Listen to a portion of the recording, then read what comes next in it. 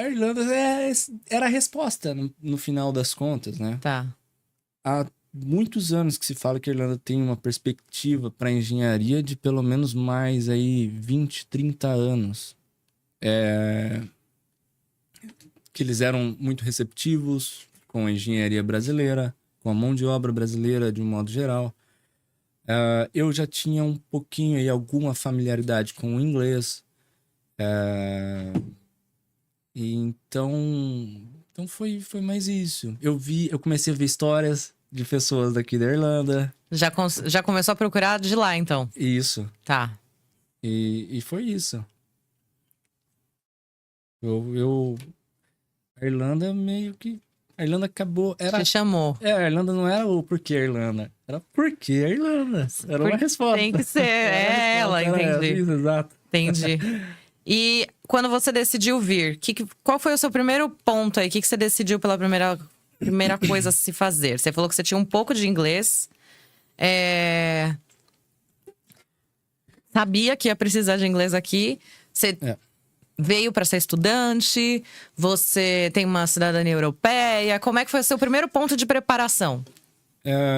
Quando eu comecei a sonhar com a Irlanda, lá ainda em 2018, por ali, eu não tinha cidadania. Tá. Mas aí eu descobri que havia uma política em Portugal uma política de reparação histórica ali que você conseguia direito ali à cidadania portuguesa através de cidadania de judeu sefardita. Tá. Bilhões de brasileiros têm descendência de judeus sefarditas. A maioria nem sabe disso. Eu ia falar, eu não faço ideia mesmo. O meu judeu sefardita é lá de 1500 e alguma coisa. Tá. A minha tia, meu tio, a minha mãe, assim, eles me ajudaram e aí a gente montou a árvore genealógica, deu entrada lá na comunidade israelita de Lisboa e eles avaliaram tudo certinho. Com isso, a gente dá entrada na conservatória lá em Portugal. E esse processo demorou em torno de 2 anos. E com isso, eu consegui a cidadania portuguesa. Aí é bom, né? E aí, isso. E eu até pensei em, antes disso, vir com visto de estudante, porque naquela época eu via tanta gente vindo assim, dessa forma, e conseguindo trabalho aqui na área. Só que eu tinha uma filha pequena, era muita dúvida, né? Sim.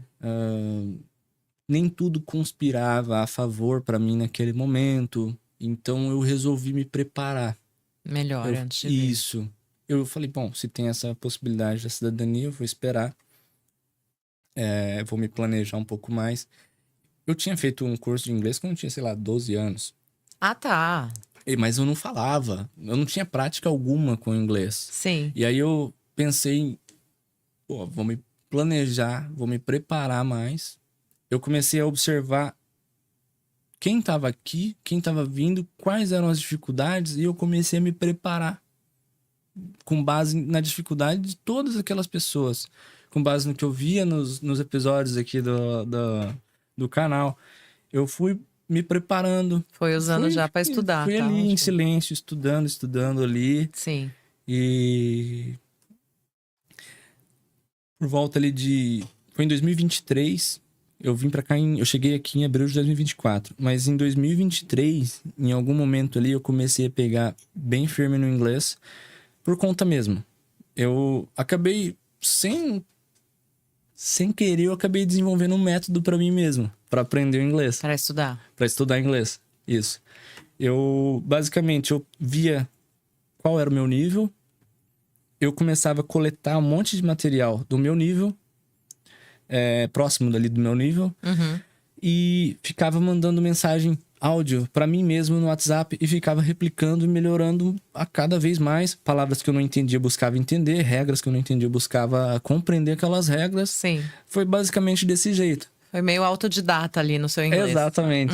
Foi desse jeito. E quando eu tinha um propósito muito grande, quando eu me dei conta, eu tinha uma vontade muito grande, eu tinha que responder para mim mesmo ali, né? Mas eu não tinha noção. E eu falei, pô, eu tenho que estudar muito, porque eu vou chegar lá, eu não vou conseguir falar nada. Eu tinha esse pensamento. Sim, e às vezes acontece mesmo, né? A gente chega aqui e não entende o sotaque deles, né? Pois é, mas para minha surpresa, eu não passei dificuldade alguma. Olha, que você se preparou bem, então. Então foi um absurdo, assim, eu tava tão preocupado e eu estudei, eu me dediquei tanto que foi Fluiu mais leve. Porque você se preparou? foi uma euforia muito grande, Sim, sim, sim. né? Quando eu falei com as primeiras pessoas aqui, eu tive problemas, tive percalços no caminho, mas eu acabei pegando um ônibus para Limerick e ali eu não sabia como funcionavam as coisas aqui, mas aí eu consegui me comunicar com as pessoas tranquilo. E por conta disso, eu fui daqui pra Limerick, mas chorando de alegria. Eu fui chorando um monte. Só pra garantir, você tava querendo ir pra Limerick mesmo, né? Não. Brincando. Tava nada, deu tudo errado. Não tava querendo ir pra Limerick? Tava. Não tava. Como assim? Pera, volta, conta direito Tá. da história. Não pula essa parte não, que agora eu quero saber. Pois é. O meu plano sempre foi Dublin. Tá.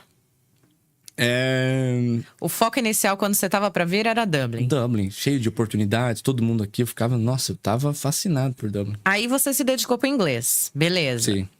O que foi que te fez vir? Que aí inglês estava feito. Você falou que você assistiu bastante live aqui, então você estudou bastante o que as pessoas faziam.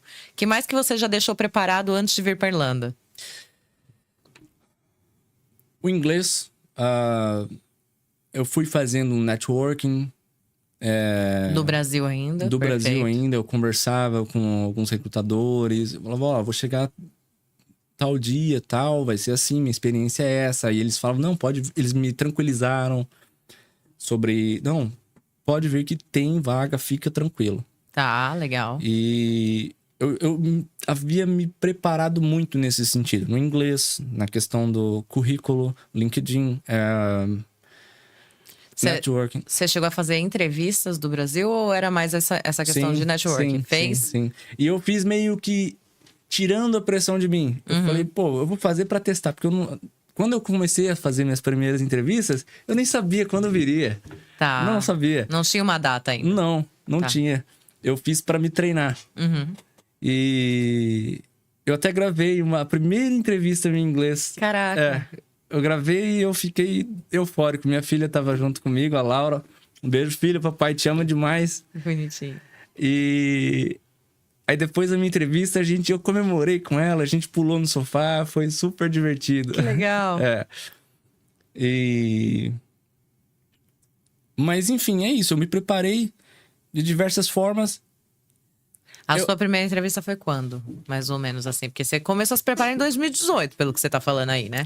Sim, mas em 2023, que eu vi mesmo que Que foi o foco do inglês. Que eu vi mesmo que o Brasil não era o meu caminho naquele momento. Tá. Em 2023. Mas eu fiquei só comigo aquilo, né? Talvez eu tenha compartilhado com meus pais ali, mas eu tava decidido em 2023 que eu viria pra cá.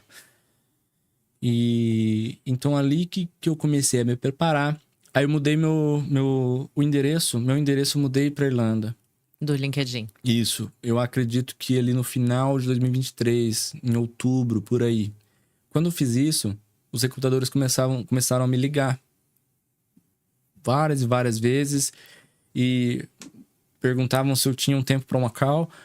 E aí eu comecei, falei, pô, por que não? Eu vou treinar. Eu falo que eu tô no Brasil ainda, mas que eu vou próximo, né? E aí começou a acontecer. Boa. Fez então todo sentido pra você quando você mudou, realmente foi quando eles começaram com as ligações. Isso, que eu falei, pô, eu vou. Aí comprei as passagens em fevereiro e pra abril, né? Cheguei dia 19. Mas claro, eu me preparei muito. Meu pai me deu muita base, conversou muito comigo sobre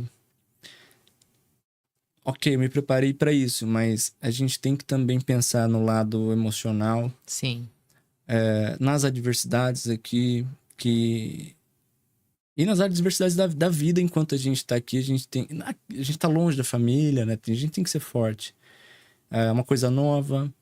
Então,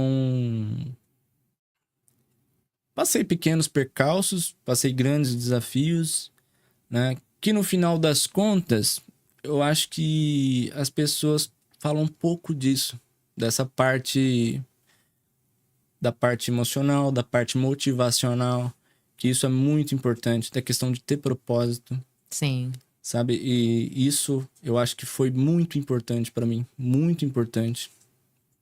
Que aí você conseguia se manter focado ali, né? Isso.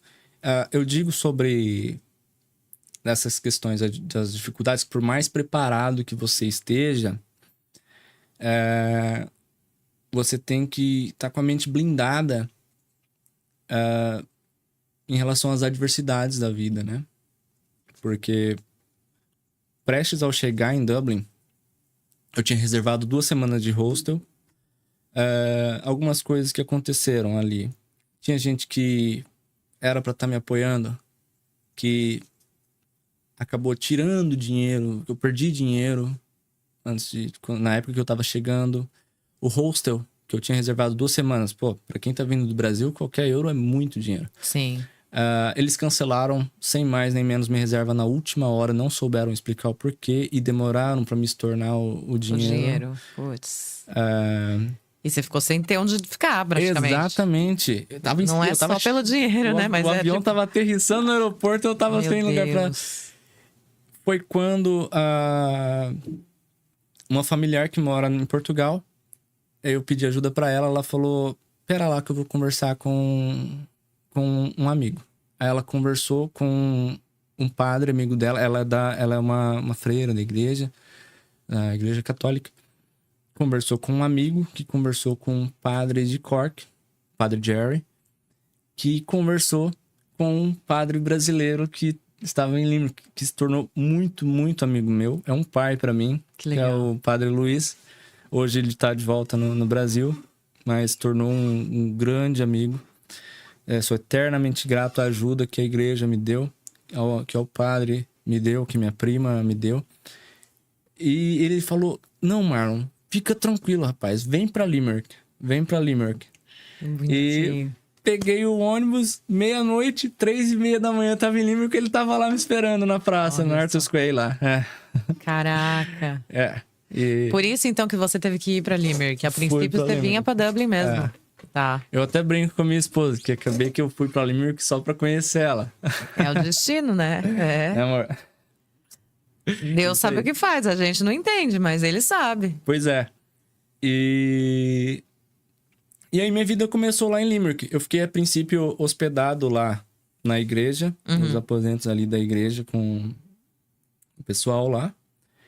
E ali minha vida... Eu cheguei num sábado, eu curti o final de semana, conheci a cidade e tal. E na segunda-feira comecei a procurar trabalho lá. Lá um pouquinho mais restrito, né? Não é igual Dublin. Mas eu conversava com um grande colega, que é o Rodrigo Brígido. E cara, ele foi um querido. No terceiro dia, eu tinha conseguido um emprego. Caramba. Ele falou, cara, essa empresa aqui tá contratando. Aí eu falei com eles lá.